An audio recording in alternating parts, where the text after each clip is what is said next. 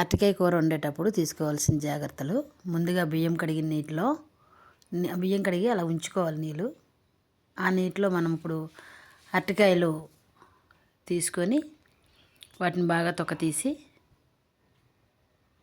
ఆ బియ్యం కడిగిన నీటిలో ముక్కలుగా కోసుకోవాలి. ముక్కలుగా కోసుకొని మొత్తం అన్నీ మనకి ఏ సైజు కావాలంటే ఆ సైజు ముక్కలుగా కోసుకొని మొత్తం అన్నీ కూడా కోసుకుంటున్నాను నేను ఇక్కడ ముక్కలు.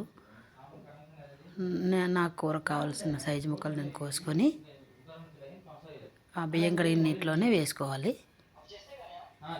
వేసుకొని బాగా కడగాలి. ఇప్పుడు చూడండి, వాటి మీద ఉన్న జిగురు లాంటిది, అరటికాయ జిగురు లాంటిది ఎలా పోతుందో చూడండి. మామూలు నీటిలో కడిగినప్పుడు అట్లా రాదండి. అలా ఒక 2-3 సార్లు మనము ఈ ముక్కల్ని కడుగుతూ ఉంటే మనకి ఆ నీటిలోని వచ్చే జిడ్డు మొత్తం అంతా క్లియర్గా కనిపిస్తూ ఉంది. చూడండి ఎలా ఉందో.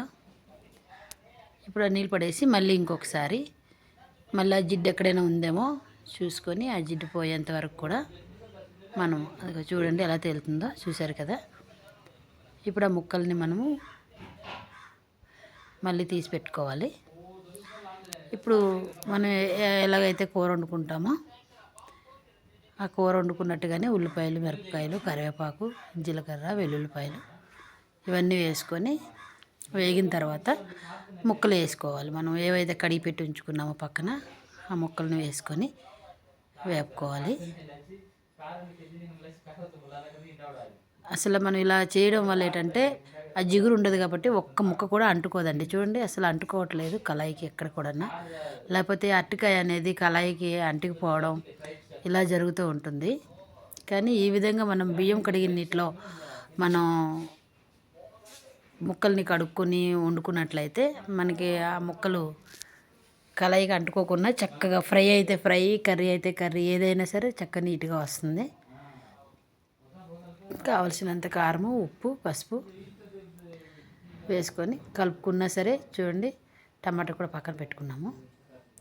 కారం వేసుకున్న ఏం చేసినా సరే అది అంటుకోదండి. చూడండి అసలు కళాయికి అంటుకోవట్లేదు ముక్క, ఎక్కడ కూడా అంటుకోవట్లేదు ముక్క. కొద్దిసేపు ఉడకబెట్టాము, ఇప్పుడు కూడా అంటుకోలేదు. చూడండి ఎక్కడ కూడా అంటుకోలేదు కళాయికి. అదిగో చూడండి, చూసారు కదా ఎక్కడ అంటుకోలేదు. ఆ మధ్యలో ఇలా తీసుకొని టమాటా వేసుకుంటాం.